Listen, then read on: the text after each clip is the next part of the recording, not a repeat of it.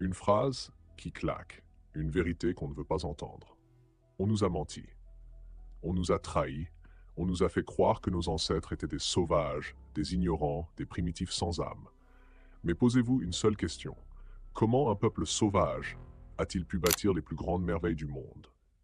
Comment un peuple ignorant a-t-il pu créer les premières sciences, les premières lois, les premiers systèmes de vie en harmonie avec l'univers?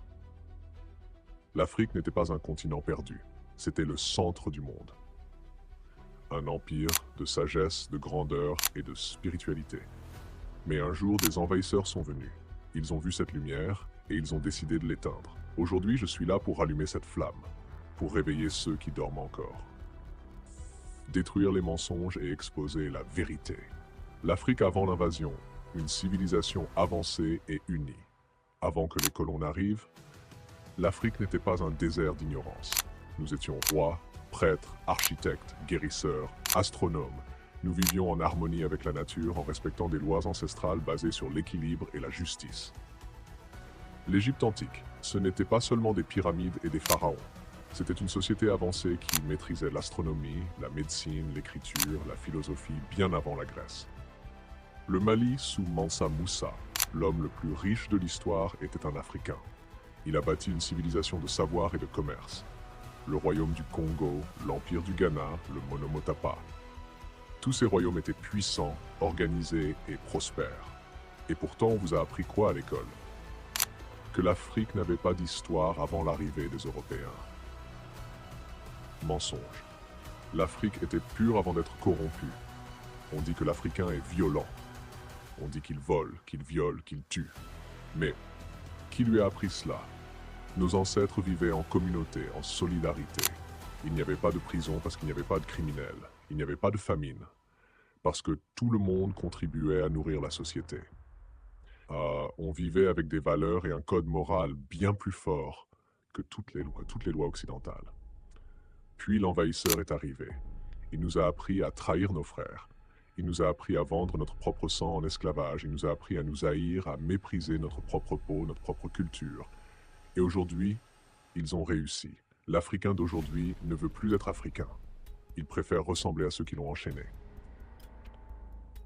La démocratie, la grande illusion. On nous a imposé la démocratie comme un modèle parfait. Mais quand l'Afrique était unie sous des rois et des empires, vivait-on moins bien?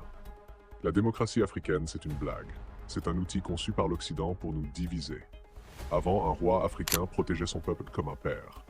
Aujourd'hui, un président africain vend son peuple comme une marchandise. Regardez nos dirigeants. Ils vivent dans le luxe pendant que leur peuple meurt de faim. Ils mendient des aides pendant que leurs terres sont les plus riches du monde. Ils obéissent à des ordres étrangers et osent encore se dire leaders. Ce ne sont pas nos vrais dirigeants, ce sont des marionnettes. Le retour à l'authenticité. L'heure est venue de briser ces chaînes invisibles.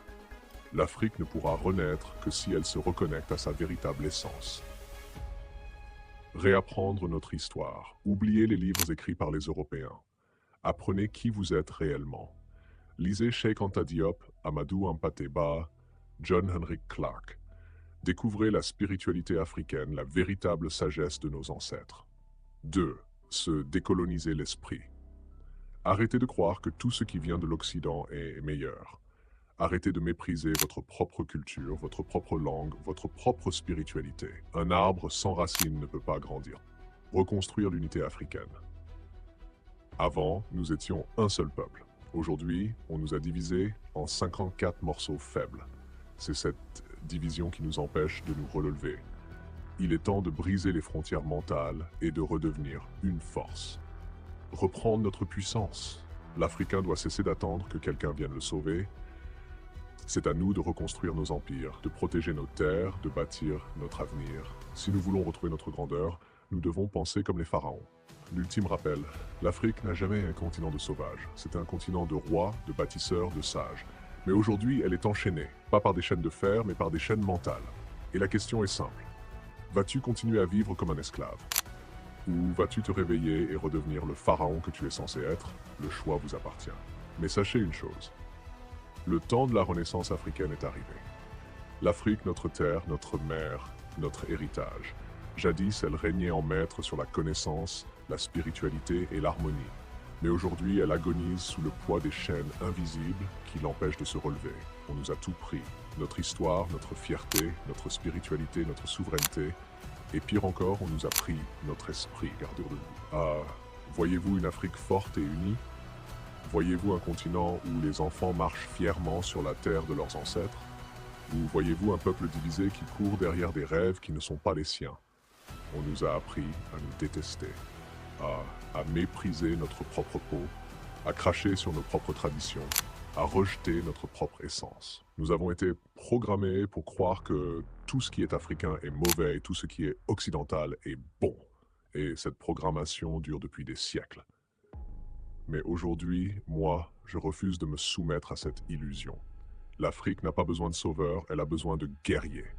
Pas de guerriers avec des armes, mais des guerriers avec un esprit affûté.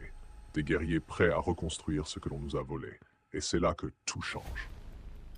Africain, regarde-toi dans un miroir. Regarde-toi. Qui es-tu vraiment?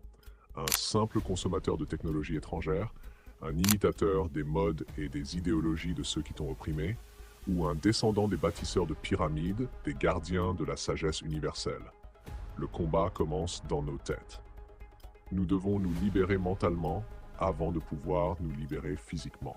Nous devons cesser de mendier et commencer à construire. Nous devons cesser de nous plaindre et commencer à agir. Le vrai pouvoir ne se donne pas, il se prend. Les autres peuples ne nous respecteront jamais tant que nous ne nous respectons pas nous-mêmes. Nous avons toutes les ressources nécessaires pour redevenir une force mondiale. Nous avons l'histoire, nous avons la culture, nous avons les richesses naturelles, nous avons les esprits les plus brillants de la planète.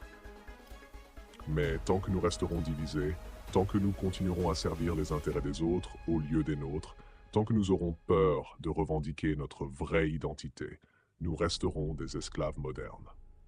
L'heure du choix est arrivée.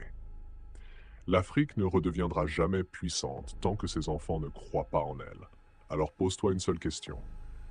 Es-tu prêt à être acteur de cette renaissance ou vas-tu rester spectateur? Parce que le temps des excuses est terminé, le temps de l'ignorance est terminé, le temps de l'esclavage mental est terminé.